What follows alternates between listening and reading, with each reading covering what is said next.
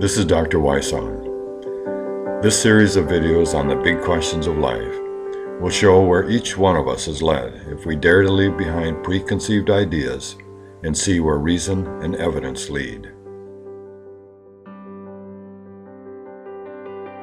Matter is an illusion.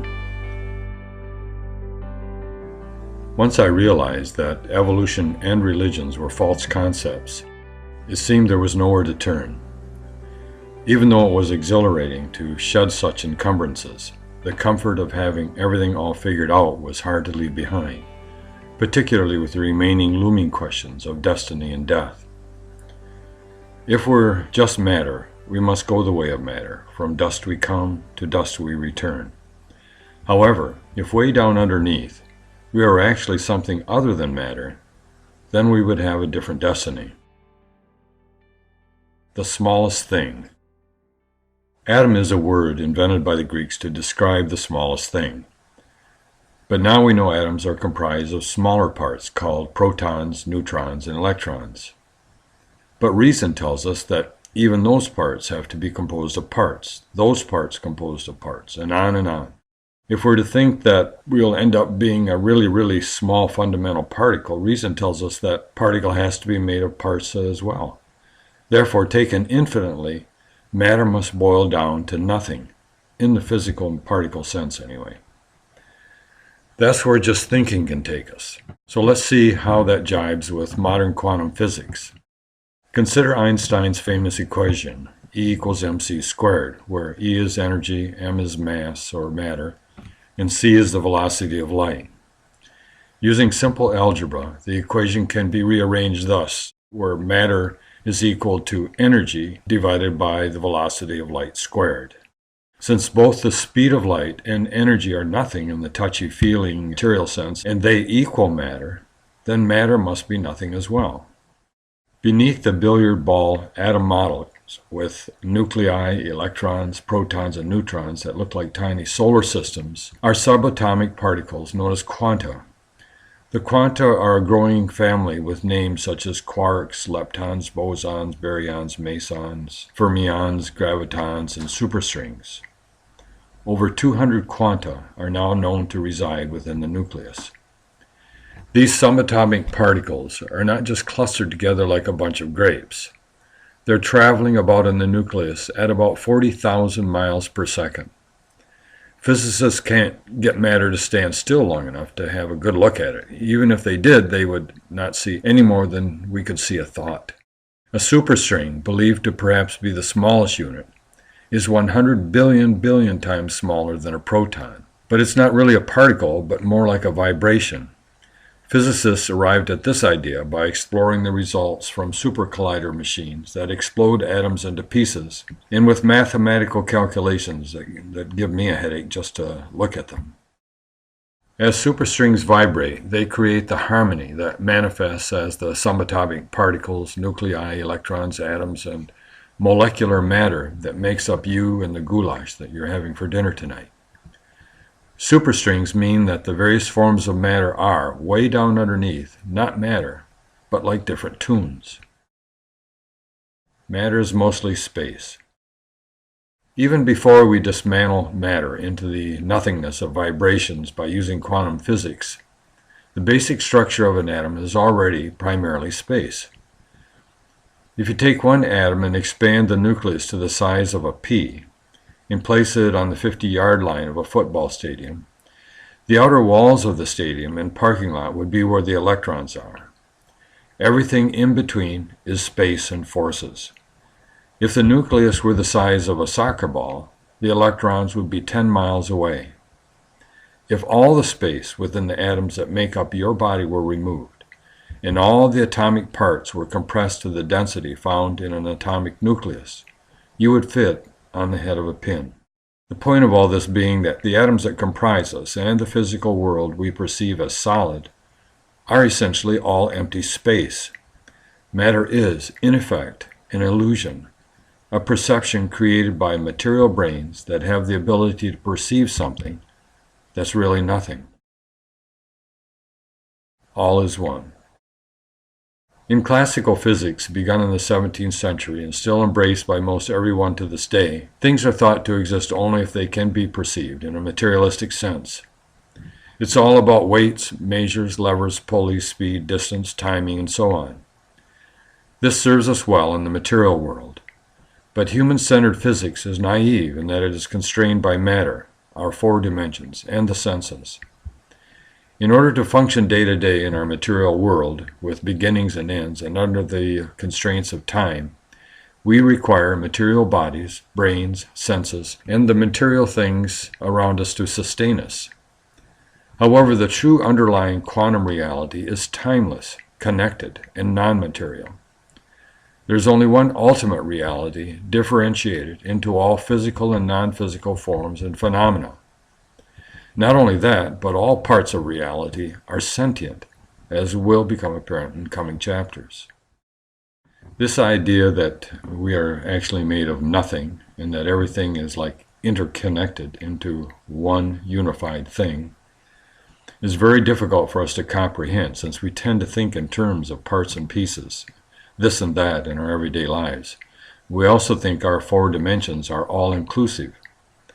But in the quantum understanding, our dimensions are but an infinitesimal blip on a spectrum of reality that is not only connected, but limitless. Consider light. The visible portion of it is just a minuscule part of an electromagnetic spectrum that apparently extends both ways endlessly. Just because we can only perceive the narrow visible light part of the spectrum doesn't deny the existence of other realities that exist in different parts of the spectrum. For example, insects see a different world than we do, since their eyes are tuned to less of the long wave, infrared part of the spectrum, and more to the short wave, invisible to us anyway, ultraviolet portion. Similarly, the sound we can hear occupies only a narrow range in the sound spectrum. The high-frequency sound from a dog whistle does not exist to our ears, but does to a dog's. The low-frequency sounds that are part of an elephant language do not exist to our ears, but they use it to communicate over miles. We're only privy to one reality. Our brain just keeps dialing this four-dimensional material world, and then our brain receiver concludes that that's all there is. If we could change the channel in our brains, we could find other realities, other worlds, perhaps other creatures. The limitless scope of reality and its fundamental non-material nature make that perfectly plausible. In our physical world, distance is thought to be something that separates things. However, at the quantum level, all points in space and time are best understood as being the same. Future and history are both accessible. Time is not the coming, here, gone, linear phenomenon we think it to be. It's a perception of beginnings and ends created by our brains to cope with the dimensional world within which we're imprisoned. Einstein wrote of this, and I quote, "The distinction between past, present, and future is only a stubbornly persistent illusion." A point in time is really not gone, it's just elsewhere. Nothing begins and ends, everything just is, including us.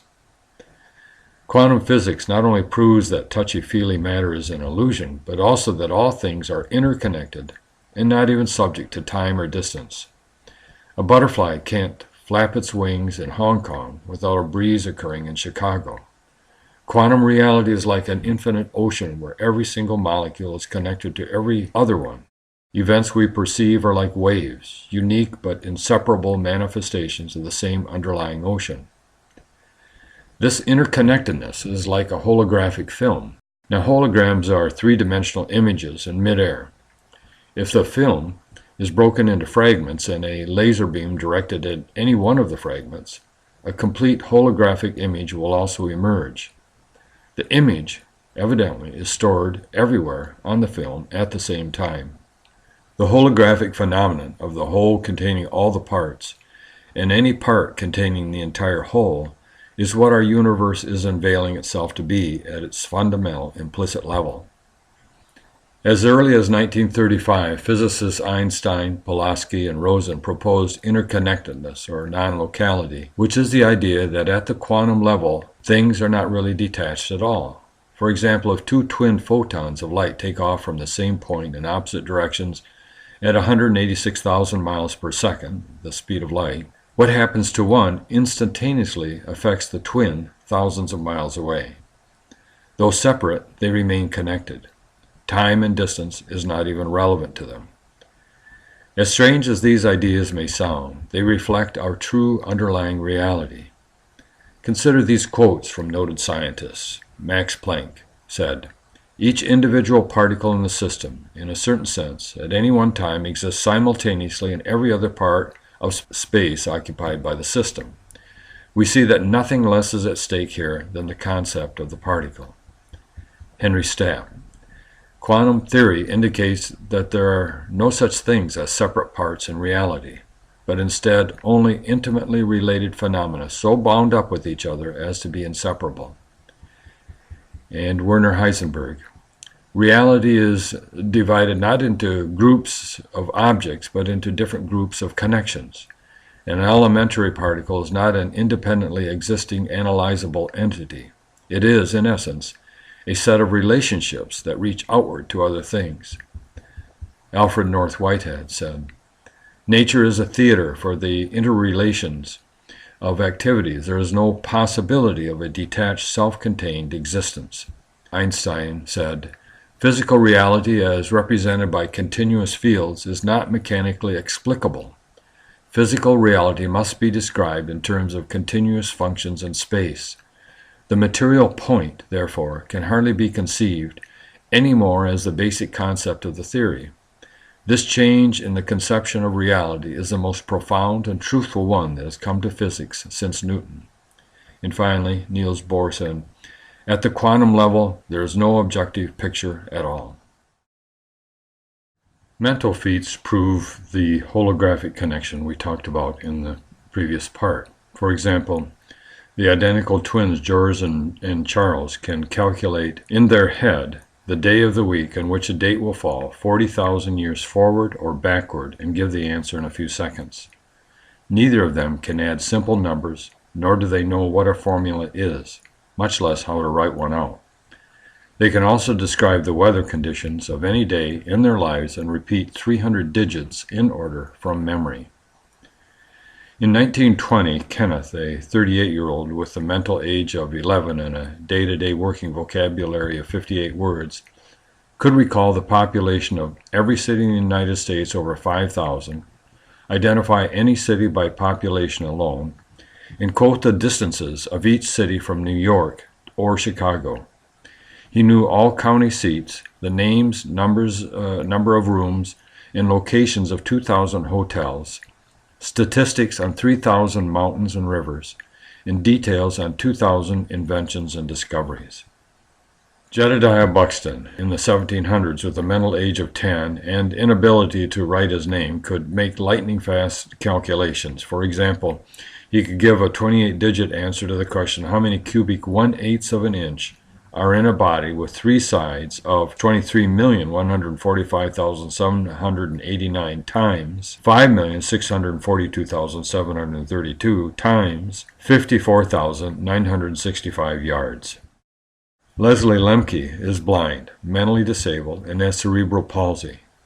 He can't hold a utensil to eat with, but upon hearing Tchaikovsky's Piano Concerto No. 1 when a teen, he played it back flawlessly. He can play back any music, regardless of its length, note for note, after hearing it only once. Ellen is another musical savant who is blind and has an IQ of less than 50.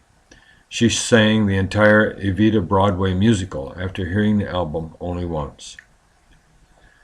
Alonzo also has an IQ of 50 and a vocabulary of about the same number as Ellen, but can sculpt anything he sees with amazing speed and perfect accuracy. David, although mentally disabled, can tell you on what corner you are standing anywhere in Milwaukee, Wisconsin, if you tell him the number of the bus pulling up in front of you and the time of day.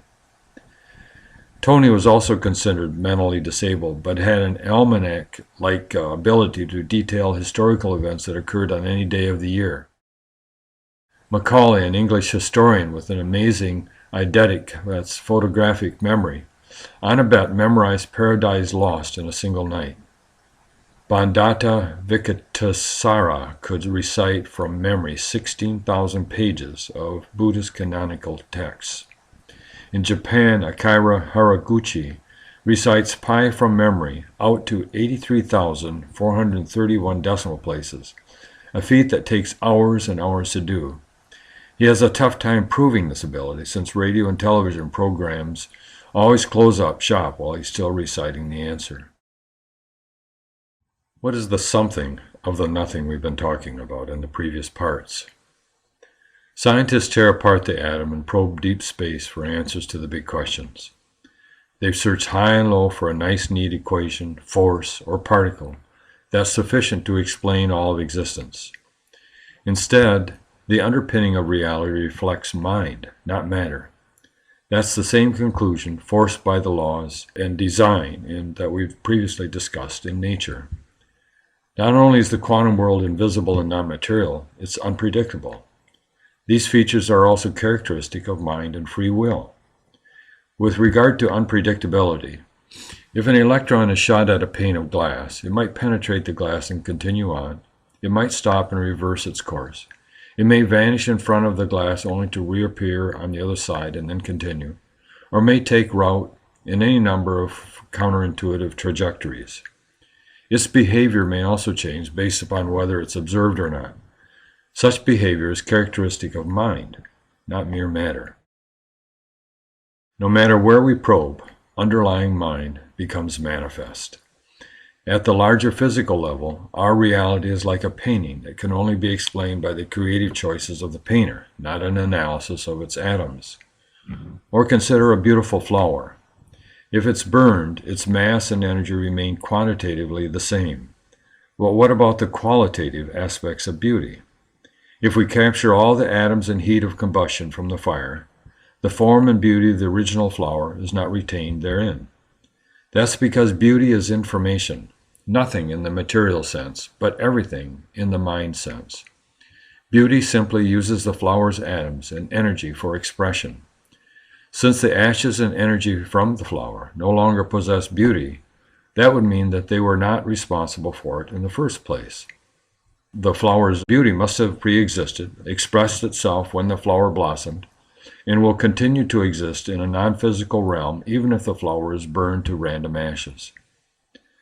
All of the qualities of our world are similarly emergent.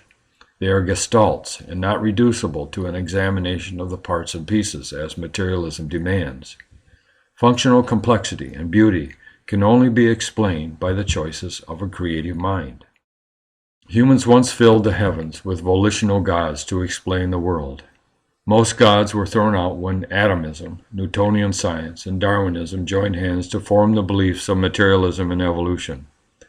Mind became the product of matter, not matter the product of mind. Materialists, including most quantum physicists, stop short of crediting mind with the existence of our reality. They're either blinded by evolutionary bias or equate mind with humans and cannot understand why, if there is a creator, he or she does not talk to them or remove all adversity from the world. I'm reminded of the musing of Woody Allen. If only God would give me some clear sign, like making a large deposit in my name at a Swiss bank. But clearly, materialism and evolution have not lived up to their promise of providing answers to the big questions. Matter, physical laws, functional complexity, free will, and beauty cannot explain themselves, nor the indeterminate nature of the quantum world. Advancing technology permits peering deeper and deeper into atoms and further out into space. But all that is ever learned is what is there, not how it came to be or why it's there. The Big Bang no more answers the big questions than did the gigantic turtle once thought to balance the world on its back. Thank you for listening. Keep in mind that solving the big questions requires foundations upon which truthful answers can be built. So please work through the series sequentially. This information has taken decades of research, thought, and writing. Aside from the peace of mind the solutions have brought me, the only reward I seek is hearing that it's helped you. Feel free to contact me with any comments or questions at asifThinkingMatters.com.